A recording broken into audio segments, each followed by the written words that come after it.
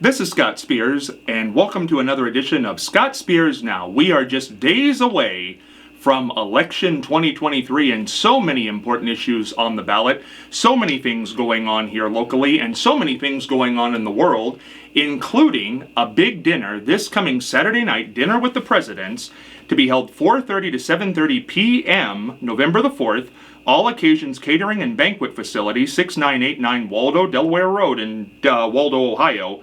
This is going to be an event. Speaking presidents, I'm going to run through this once. James Buchanan, Andrew Johnson, Chester Arthur, Theodore Roosevelt. Non-speaking presidents, George Washington, James Madison, Martin Van Buren, U.S. Grant, Benjamin Harrison, Warren Harding, and Harry Truman. First ladies, Nellie Taft and Mamie Eisenhower will be in attendance. The Master of Ceremonies is Colonel Edmund W. Starling, who was a White House Secret Service agent from 1914 to 1943.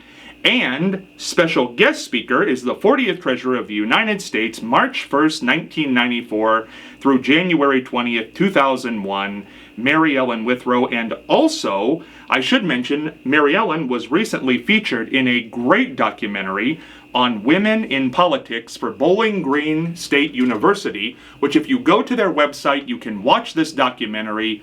It is tremendous. Mary Ellen joins us here.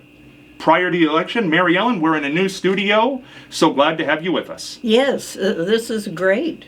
It's kind of cozy and comforting in here. Yes, it is. It's very nice. We've been in some different places. Yes, now this is a hospital. This what? And it was. Yeah, I know you called it the county headquarters or whatever. Was it City Hall at one point too? City Hall, but I think of it as a hospital because this is where I had several babies. Oh, you were in this hospital? Yeah. Oh, you had your kids here? 3 of them, yeah. What was the name of the hospital back then? Marion General. Oh, was Marion General then too? Yeah. So this was one of the, well, before where it is now, this is where Marion General Hospital was. Right. And then it became City Hall, and then it was doctor's offices for a while. Yes. And then it became privately owned, which is where we are now. Yes. So yeah. this is, do you have any memories of this building? Oh, yes. Having babies? Yes, a lot. Yeah. Yeah. Some good, some bad. Yeah. Now, when you were working for the county, did you ever have to come down to City Hall very often or at all? No. I don't remember ever going to City Hall. I want to talk about this documentary, which is online. People can view it. So you watched it? I watched it. I absolutely did. Bowling Green State University put it together, and you're a big part of it. How did this all come to be? Well, I really don't know. The lady in charge at Bowling Green called me. She had called my daughter, Leslie, and got my telephone number and said she wanted to interview me, and she did. And so that's what happened. It's a tremendous documentary on women in politics and everything they had to go through to get where they got. Yeah. And it's very neat. You have the last word in the documentary. and I was watching it, and you talk about how, and this with elections coming up, I was thinking about this. You said you used to tell, was paraphrased, you said you used to tell women that run for something you can win. But now you've rethought that. Yes, because when I was running for things, I think everybody thought I wouldn't win. And really, I think probably it was just good luck that I won in many cases. But I think you should run no matter what. If you want that office, you should run for it. When did you first see the finished documentary? I saw it first at Columbus, the public library in Columbus. And then Leslie went to see it in Akron when it was in the public library in Akron. What did you think of the finished product? A whole lot of women in Ohio politics are in this. I thought it was very good, but I wondered why they put Taft in there. I really didn't see the reason for him. For that? Yeah, it was women. Yeah. And he is included in the documentary. Yeah. What advice would you give to a woman now as far as how to do it in Ohio politics? Well, I would say you just work as hard as you can. You go to as many events as you can, and that's all you can do. Try to raise money, and really so many times though, I think people get involved raising money and forget that it's being places where you have to be. If you look good, you're going to be able to get money. And again, you can go to the Bowling Green website, Bowling Green State University website, search Mary Ellen Withrow, that's how I found it, and you can watch the whole documentary and your whole interview. The audio version is also on the website. Oh, is it? So it's all there for people to check out. Historic value. Now, this event coming up on Saturday night, November the 4th. You've been doing this for many years now. Yes, a long time. What is a little preview? Give us a little preview of what people are going to hear on Saturday night. Well, I normally talk about other treasurers that had been in office, U.S. treasurers. And Saturday night, I'm going to talk about my time as treasurer, as U.S. treasurer. What would you... How long do they give you to speak there? Oh, they give me as much time as I want. Good. Yeah. Good. So people coming on Saturday night will get to hear about your time as U.S. Treasurer. What is most important for people to know about your time as U.S. Treasurer? Well, there's many things, but I think probably the most important things were the fact that we redesigned the currency, we created the state quarters program, and we also created Sacagawea. So I think those are the high points of the time in office. Do you like speaking at this event? I do. I love listening to the presidents. I just think they're so fascinating because, I'm myself, but they're all pretending to be somebody else. And they dress to the hilt and they work at it, and I just think it's fascinating. Now, the speaking presidents on Saturday night will be James Buchanan, Andrew Johnson, Chester Arthur, and Theodore Roosevelt. Is there a particular president that you're looking forward to hearing? Theodore Roosevelt. Is there any particular reason? Well, I'm descended from Theodore Roosevelt. Oh, is that right? His grandmother was a Potts, and this David Potts was in the Revolutionary War, and but his grandmother was married to Roosevelt, and so there you are. There you are, and it comes right down the line. Yeah.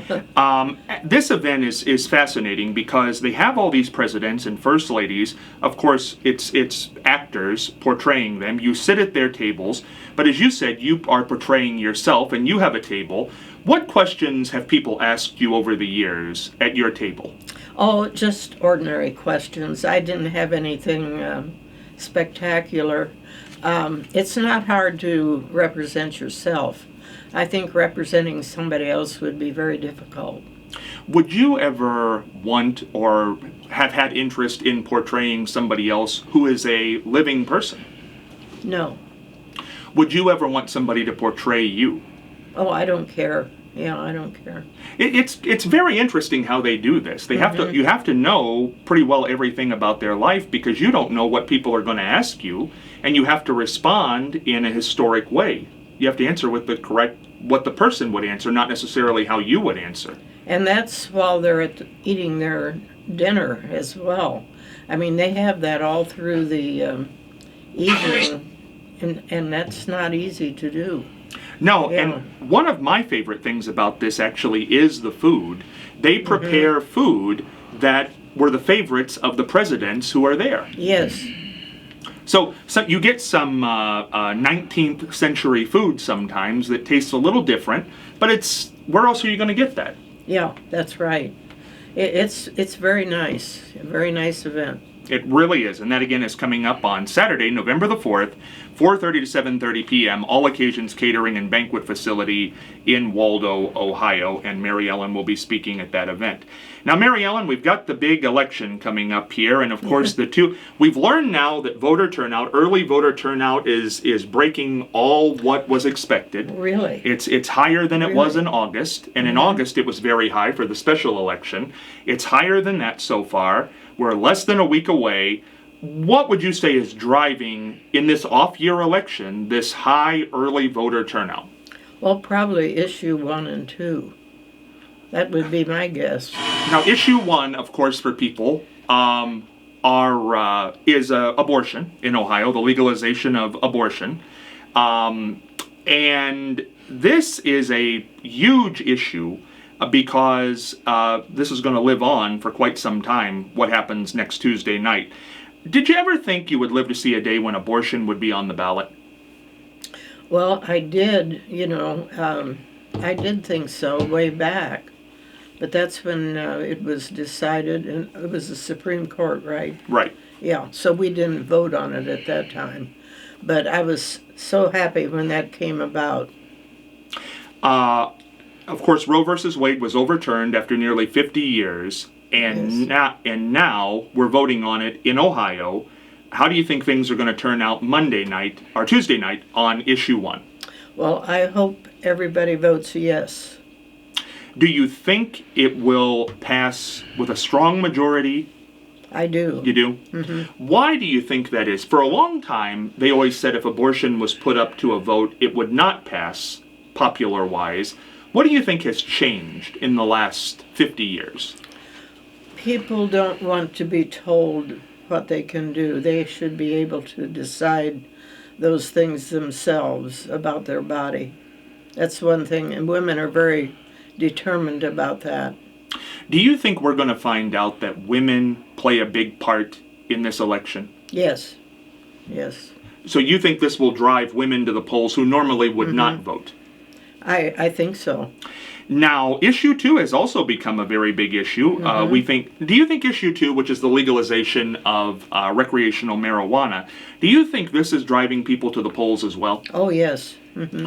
Where do you see that one going on Tuesday night? I think it'll pass too. Is this a good or a bad thing? I think it's good. So you are for both of these issues? Yes. For the people who say, because the opposing viewpoint on issue 2 is that it's a gateway drug, that people will have access to it, that it's dangerous for people to use recreational marijuana and drive, things of that nature. What do you say to those people, the opposition point of view? Well, I think people should have the ability to decide that for themselves. I don't think it's going to be a big issue. Do you think that one will pass about as well as abortion, same, or with less votes? Probably less. Less? Yeah. On that one.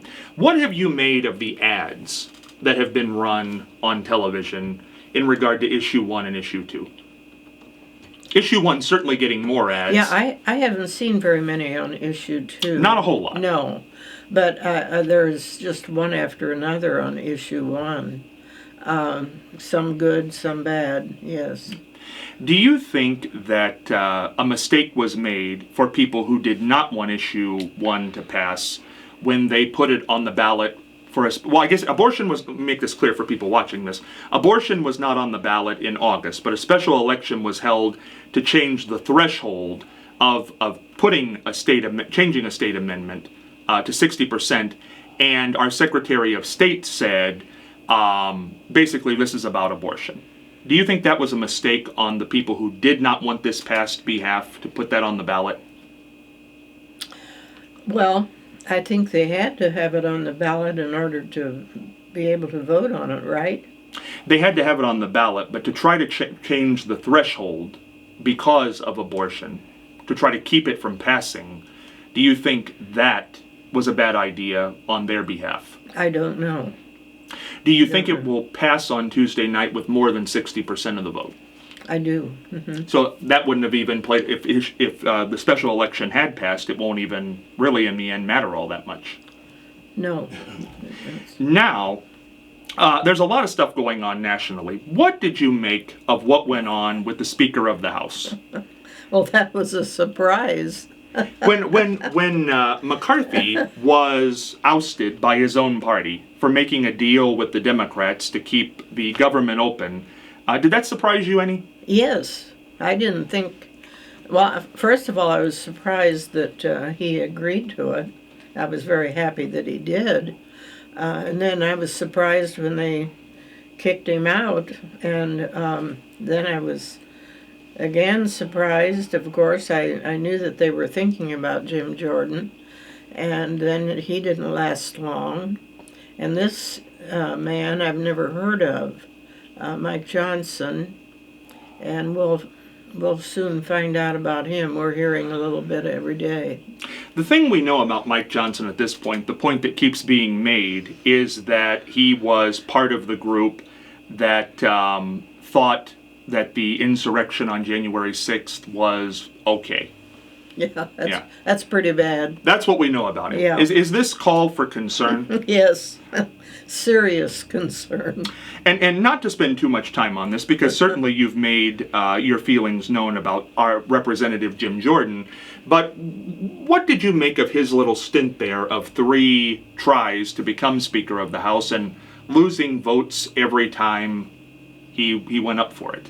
Well, I was glad he didn't have any more than he did. I mean, I'm glad he stopped after 3. Did that say something about his own popularity in the Republican Party? Oh, I think so, yes. The Republicans nationally right now, even though they do control the House of Representatives, seem to be in some kind of confusion with this group, this small group, that doesn't seem to agree with the majority of Republicans. So even though they've got the majority, they don't come together on things very often. No, it's very it's a very unusual time.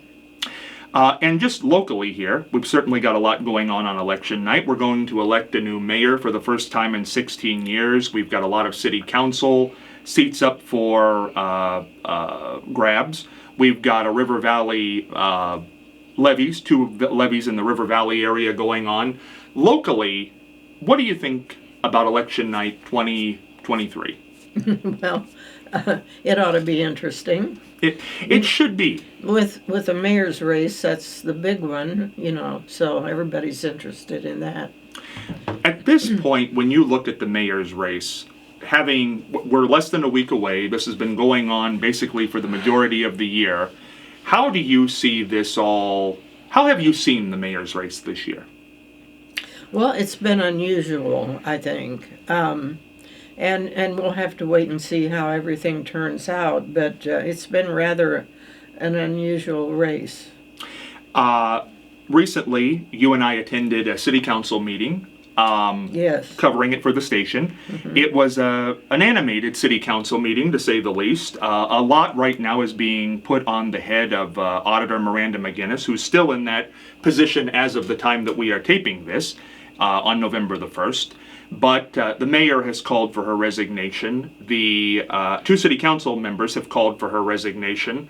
Last time I checked, there was some paperwork to be sent down to a probate attorney to try to have her removed.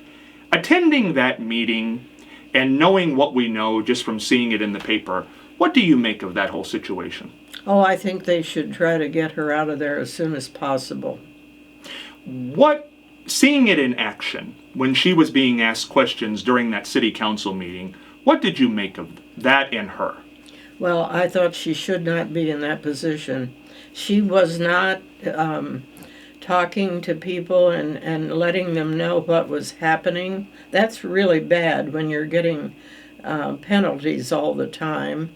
And she claimed like she tried to talk to the mayor, and then he, as he said the other day, he told us that he's available. All she had to do was call him on the phone. Yes. For people who've never been elected to office or appointed, in her case she was appointed, you dealt with a lot of money. Yes. And a treasurer of Marion County, state, national. Mm-hmm. If you don't know the answer to a question, yes, or a fine is showing up from somebody, What do you do in those positions? What should you do? Well, I talked a lot to the Attorney General, and he was very helpful to me whenever I had a problem that I wanted to double check something. I would call him, and he helped me out a lot. But there's also a county treasurers association that I could talk to other county treasurers too, which was very helpful. Now, our current mayor, Scott Schertzer, will be rounding out 16 years as mayor come January the 1st. He's said on my show several times that he plans to stay in politics. Last show he was on, he said on my show that he's been approached about running for several offices, but the one he's looking at the most is your old position, treasurer of the state of Ohio. Yes. What do you make of our mayor's future and possibly taking a second stab at your old position? Well, I think he would have a better chance this time because he's running against somebody else that's not in office. I mean, he was running against somebody in office last time, and that's hard. And he's got his name out there, and that is very important to get your name out there.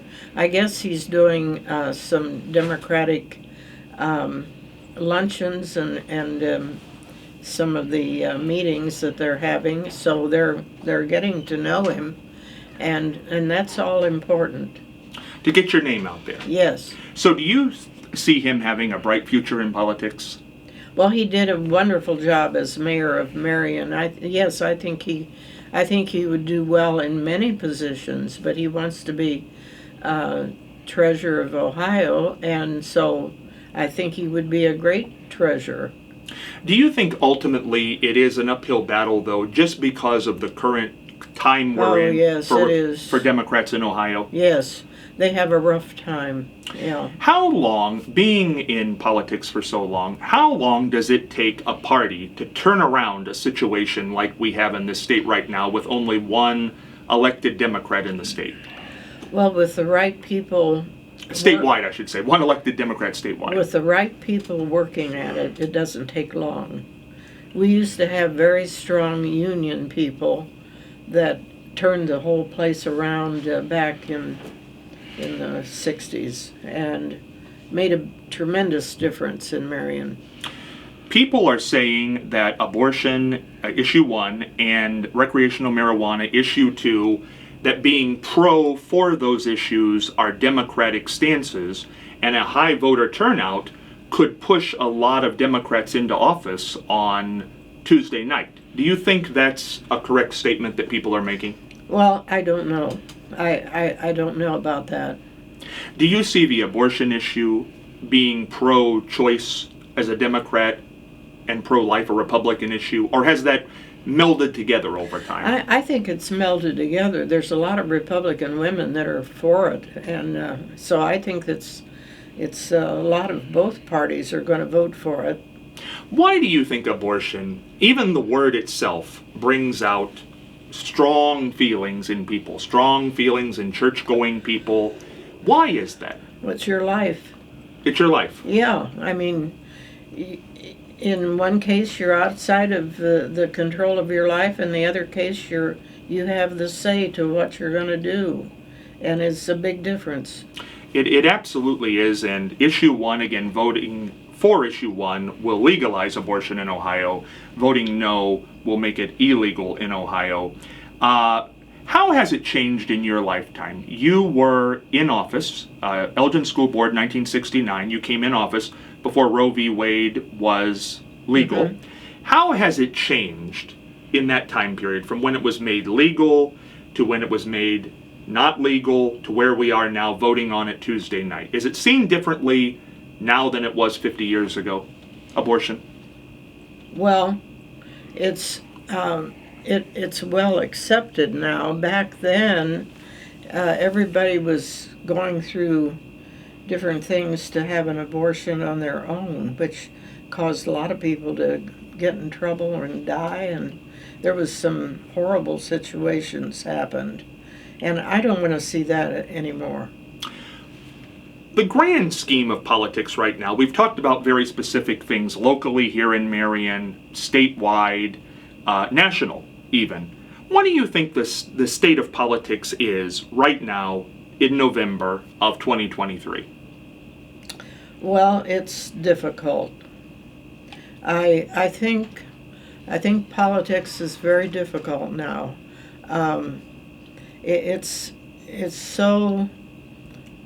so divided, and people aren't working together, and they're not accepting the fact that Joe Biden won the presidency. I mean, all of that, I think, is very, very strange that people can be in office, say in Congress and the Senate, and say they don't think that he won the election.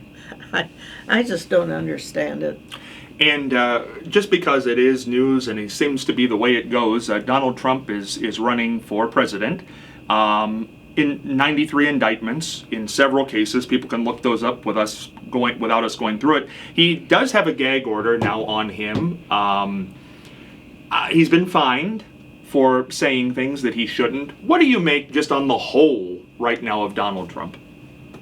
Well, he's gotten by with a lot, so everybody keeps waiting to see what's going to happen. We don't know yet. So, do you think that an amendment should be passed that you cannot run for president if you're under indictment? Absolutely. I don't know why they haven't done that. It's been left out there, and a lot of people are wondering, maybe they thought it would never happen. The other thing that's happening, some states are saying they won't put his name on the ballot.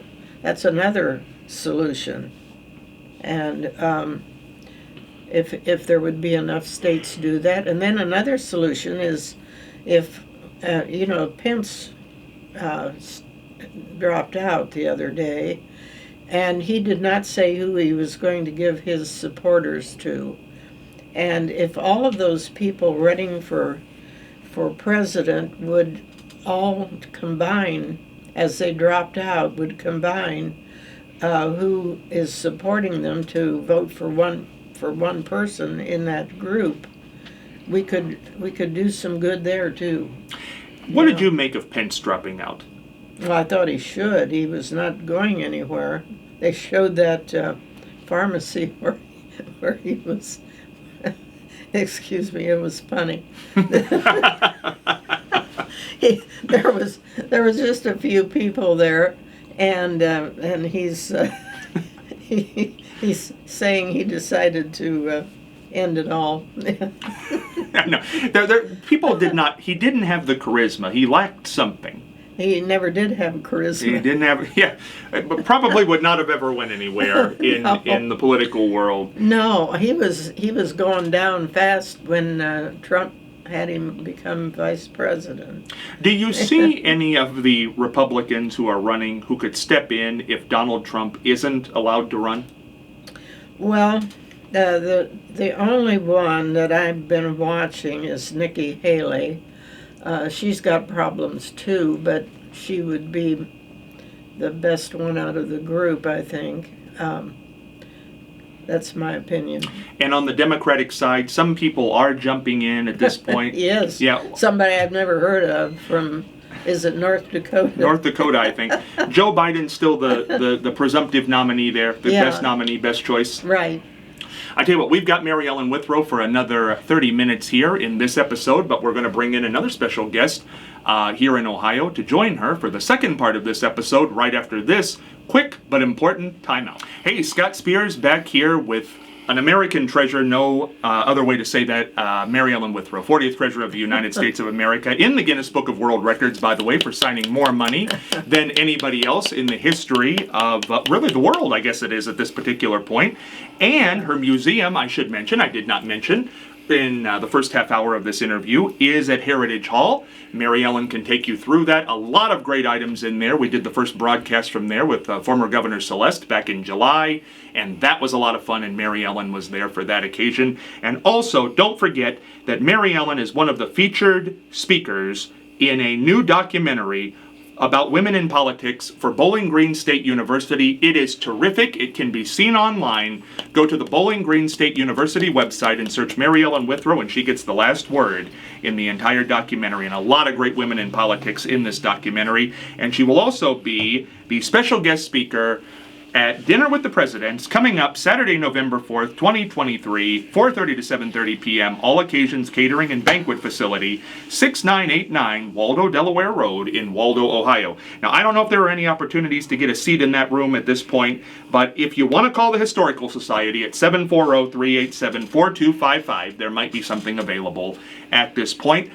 And to Mary Ellen's right is a man we are so glad to have back in the studio tonight. He is one of my favorite people. He is so kind to call in before the football games and give us predictions and call in and give us reports that you can't get anywhere else because it's somebody who's at the game. And that's different than somebody who watches the game or an analyst from a different state. He has been a super fan for well over 40 years now. He is ranked by Sports Illustrated, one of my favorite people, ESPN Hall of Famer.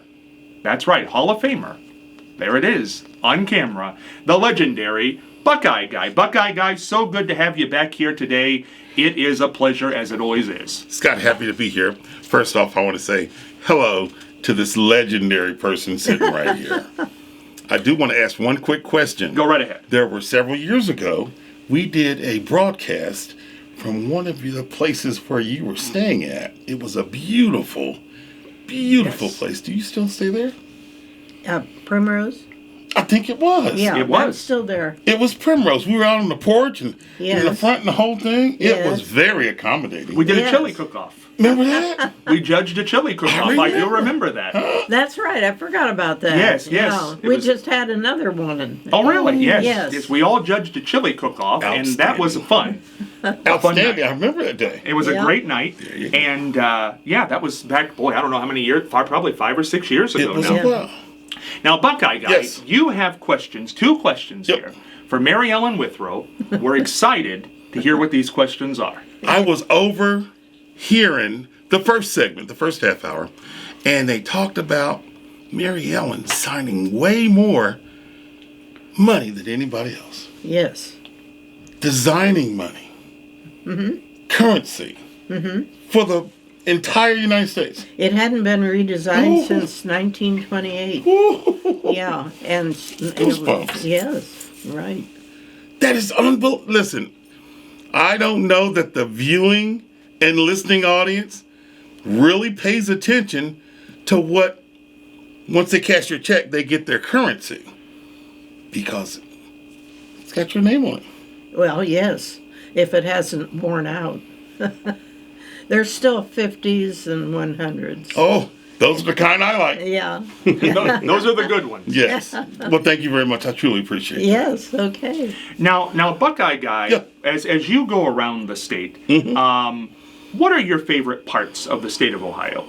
Trust me, each and every inch of this great state of Ohio is filled with adventure, fun, and frolic. It doesn't make a difference if you're in Cincinnati, Marion, Ohio here, and I do want to send out prayers to the families of the 2 folks that were lost and perished in the plane crash on yesterday. Oh, yes. Yes. I keep my ear to the ground about I'm Marion. glad you do. That was a Yes. terrible event. Keep my ear to the ground, here in guys. Marion. So you can't be walking around calling yourself Buckeye Guy and not be about the Buckeye State. You know, how did you? Now it's B-U-C-K. Yes. Space I. Yes. Space G-U-Y. Absolutely. How did that come to be? I'll tell you what, Dave Metzel, you know Dave Metzel well. He's the voice of the Blue Jackets. He used to be sports director at NBC4 in Columbus. We were flying out, strangely enough, on a Thursday to Wisconsin for the 2nd year in a row. Normally it's back and forth, back and forth. Something was happening at the shoe, remodeling, and we had to go to Wisconsin twice. And for the 2nd year in a row, I just happened to be on the media plane. He says, 35,000 feet. He goes, won't we call you Buckeye Guy? I'm like, man, that sounds good. I'll go with that. So where did the spelling come from? Oh, I've done the spelling myself. You did the spelling yourself. You took care of that. Better. I like it. It's I spelled like it. Buckeye Guy, but it's pronounced Buckeye Guy. Now, Buckeye Guy, we are taping this November 1st. Yeah. There are just a few games left in the season for Ohio State. How's it all going to shake out? We're undefeated as we tape this, but Michigan looks tough. 2 more home games, 1 away game. How's the next 4 games going to play out? To address the November month, Jim Trussell always said, the games you play in November will be the ones that you remember. And secondly, and most importantly, about that school up north, hey, they've beaten us 2 times in a row. And I know why now. They had our plays. Yeah, right. I know why. I know why now. Now explain to people who might not be hip to this, Okay. that story. Tell the story. Here's the story. Come to find out that the university of those guys up north send people out, which is illegal, to scout a team in person. They can send you film, you can watch their film, you can dissect each and every bit.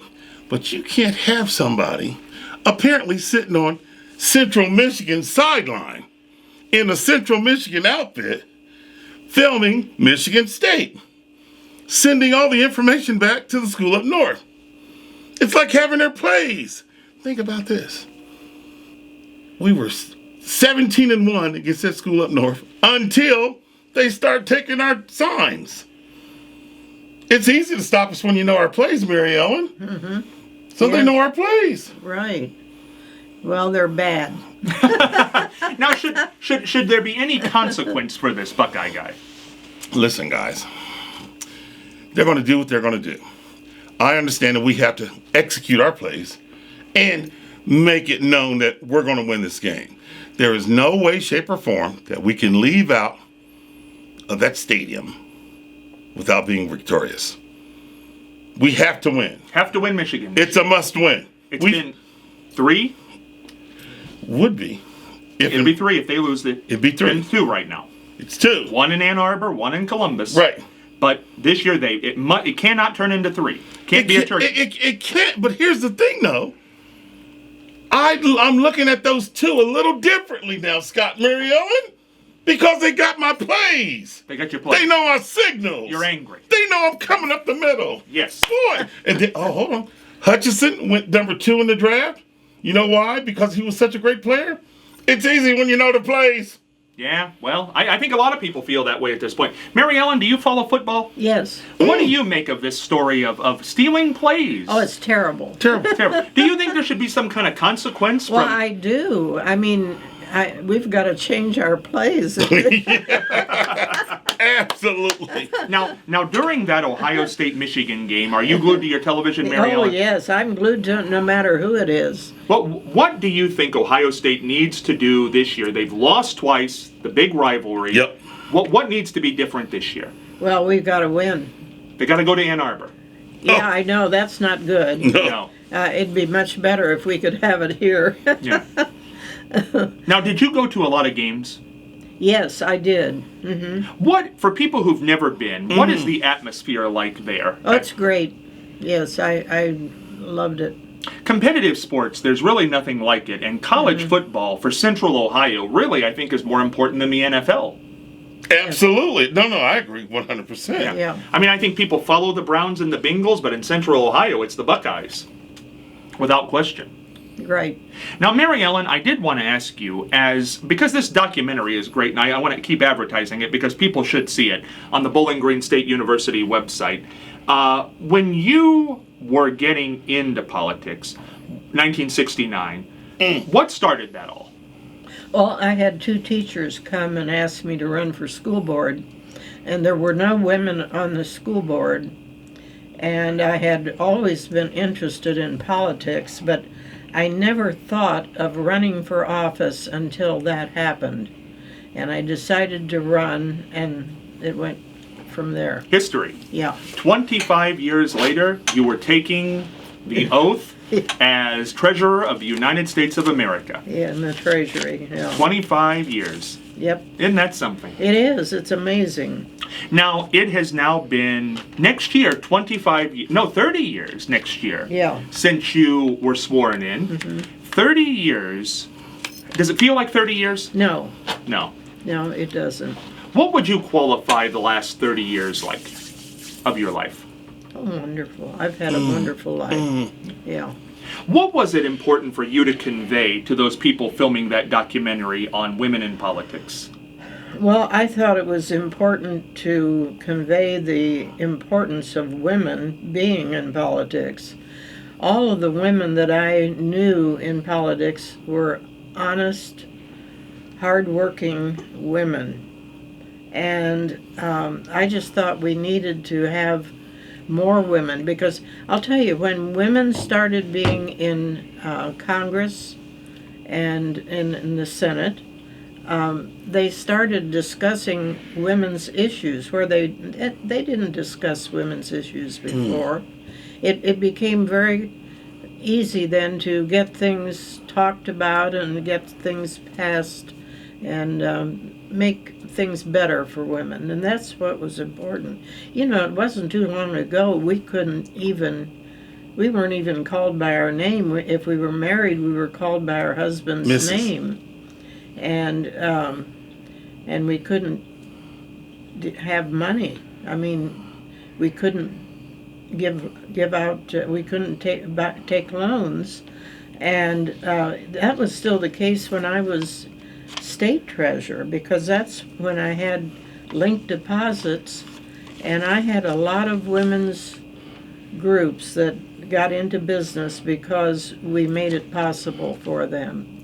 Now, Mary Ellen's going to be with us through the duration of this half hour, but one thing I want to do, this is going to be like the White House press corps. I don't think we've ever done this during an episode before, but I know Matt Morgan is with us, and I know he's got a question in regard to, I'm not sure if it's local politics, I'm not sure what the question is, I know, but in regard to Mary Ellen here, what's your question, Matt, that you had about maybe the upcoming election on Tuesday, national politics? What did you have for Mary Ellen?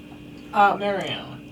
So, how do you feel about Mike Johnson being one of the people who voted in favor of overturning the presidential election? Now, if you didn't hear Matt, because he's on the other side of the microphone, what does she make of the new Speaker of the House, Mike Johnson, being one of the people who voted to overturn the last election, right? Yes. Okay, that's the question. It scares me.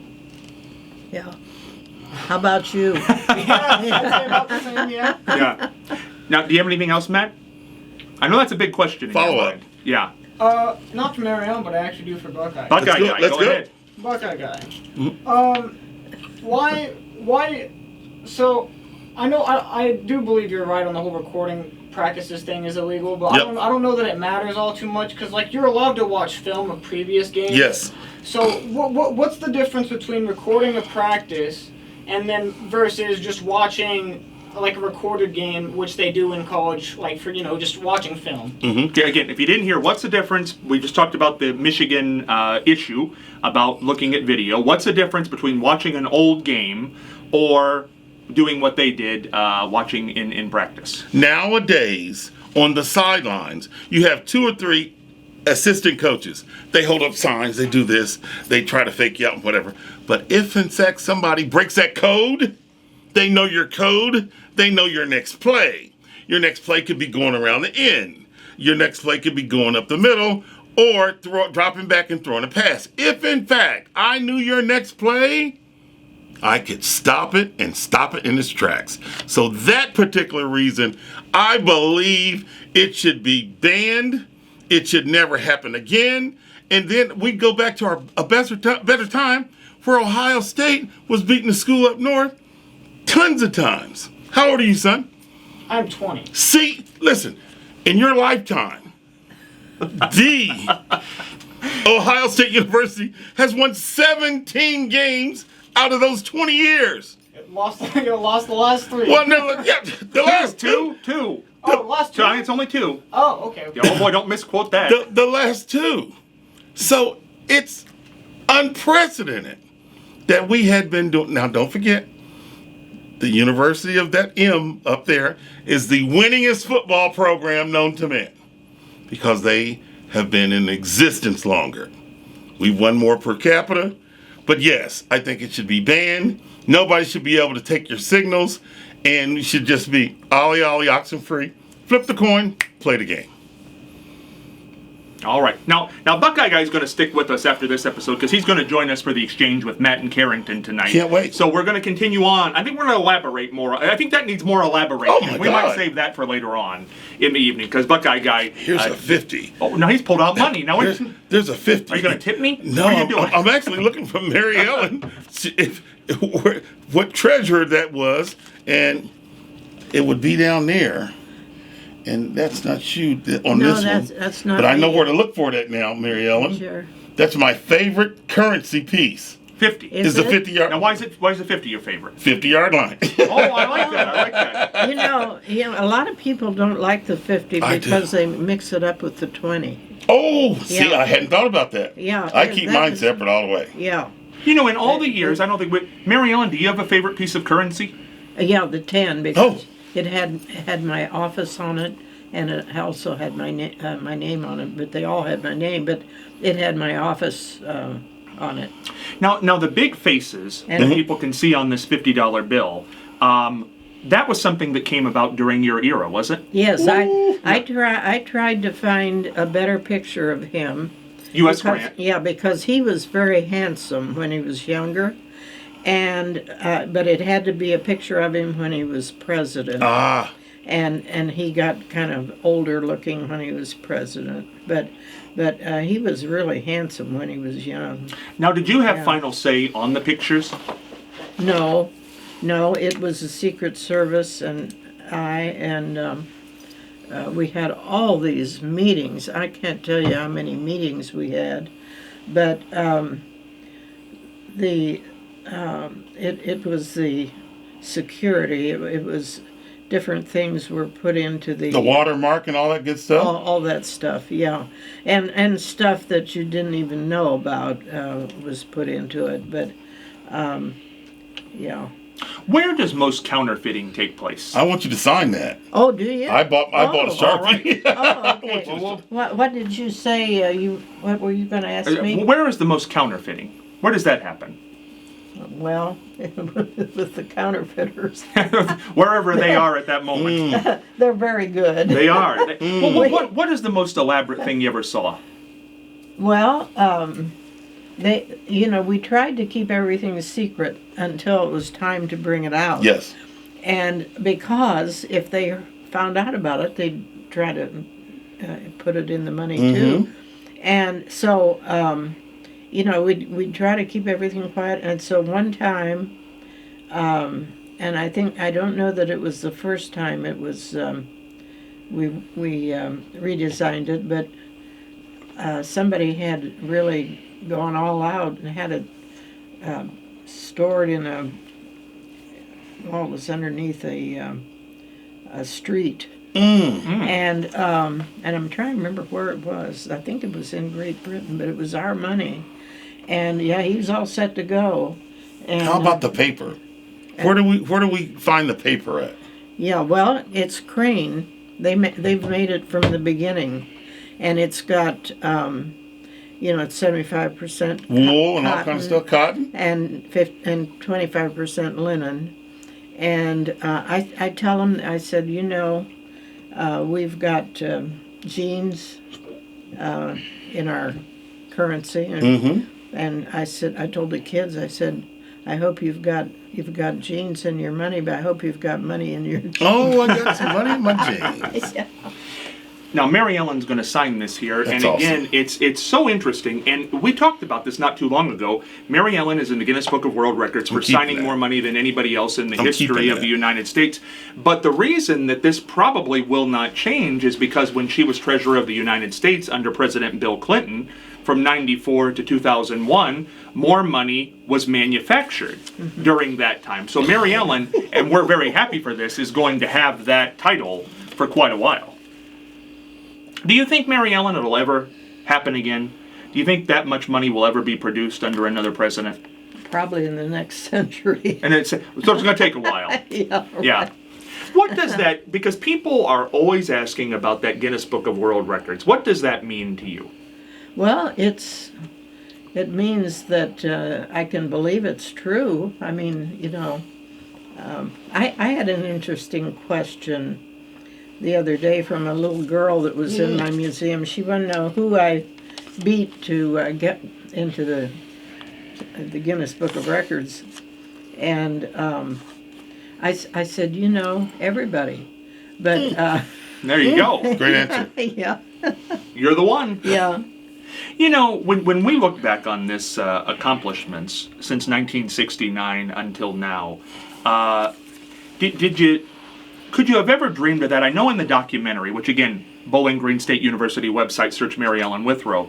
Would you have ever dreamed, because you say in that documentary that when your husband asked you, who was a great guy, Norm, said, how far do you want to go with this? Yeah. You said the top. I said All the way. All the way. And it kind of shocked him. And he looked at me funny, and I said, I don't know where that is, but I want to go all the way. And you did.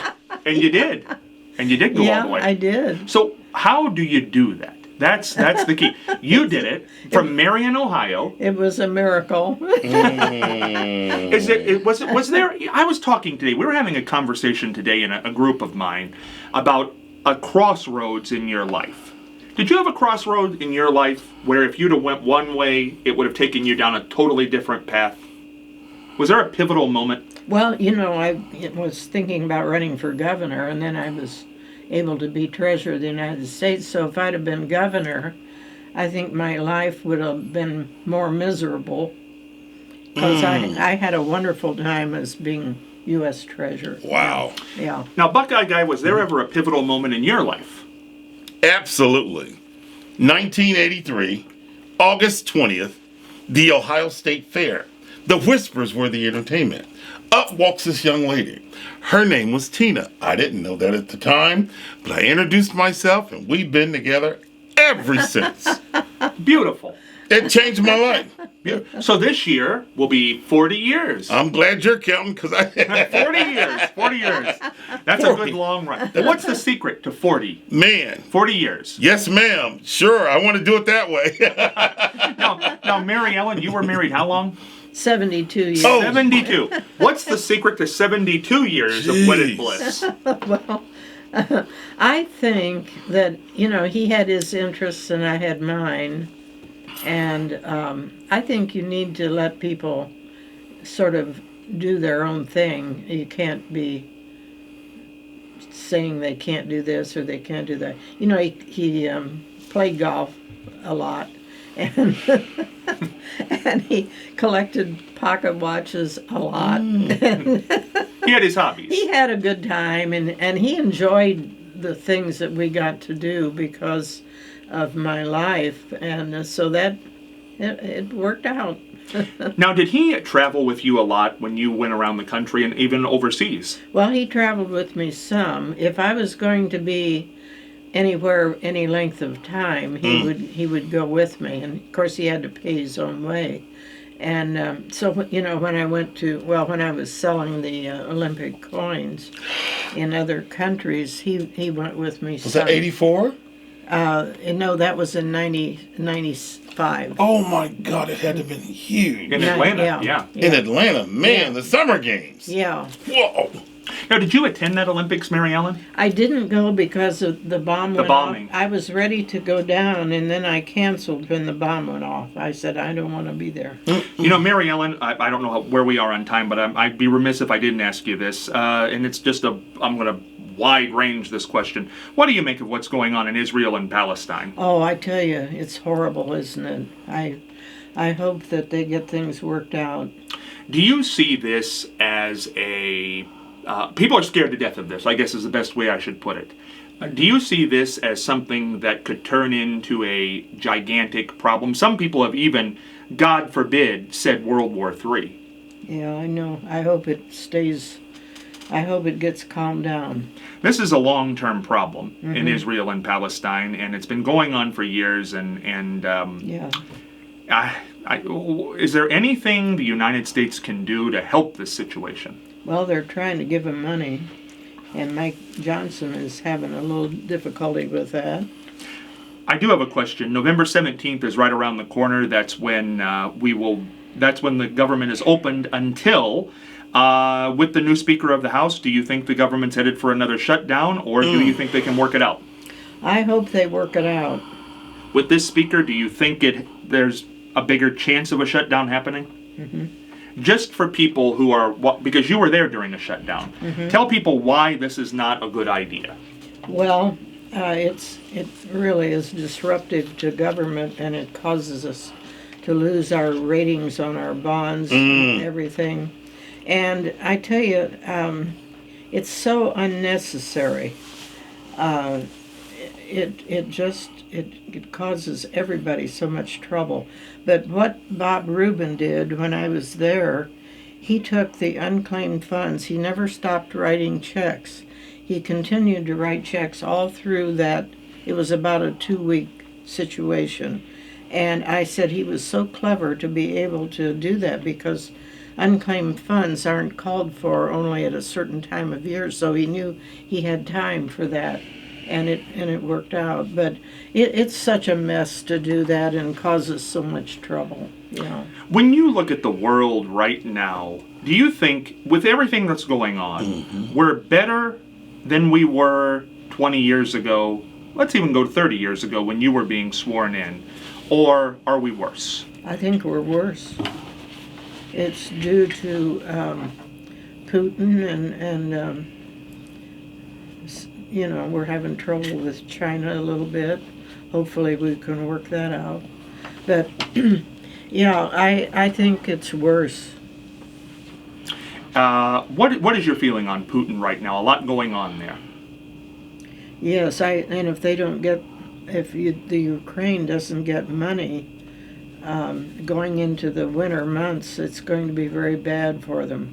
Do you think if Ukraine does topple to Russia and Putin, do you think he's going to stop there? No, he's going to go. He's going to go to Poland. He's going to start right out for other countries.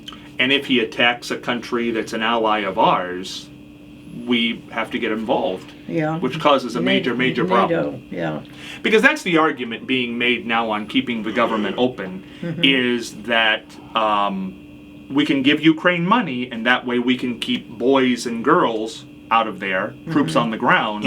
But if we don't give them money, they're going to topple to Russia, and then we are going to have to get involved when Russia tries to expand into a country that's our ally. Yeah. 2 minutes left in this broadcast. Want to mention again that Buckeye Guy is going to stick around with us. He's going to join Matt and Carrington on the Exchange Club with us, and we're going to have a lot of fun. We're going to delve deeper into that whole issue with, it's like Watergate all over again with Michigan and Ohio State. Sign stealing, dude. The sign stealing mess there that's going on. Mary Ellen and I will be at the dinner with the presidents. Mary Ellen will be speaking on Saturday, November the 4th, 4:30 to 7:30 p.m. All occasions catering. Again, you can check about a ticket if you're seeing this by calling the Historical Society 740-387-4255. Again, Bowling Green State University website. Just search Bowling Green State University in Google, Mary Ellen Withrow, and the whole documentary will come up. You can watch it on the webpage. It's tremendous. And next year, Mary Ellen, with 1 minute left here, how do you want to celebrate your 30 years of the commemoration of your 30 years of being sworn in as Treasurer of the United States next March the 1st? Oh, that's a good thought. Well, I'll have to think about that. And we'll do something big. Okay. It'll be a fun time. Oh, okay. Mary Ellen Withrow, so glad to have her with us. And Buckeye Guy will continue with us for this episode. Scott Spears heading for the dugout.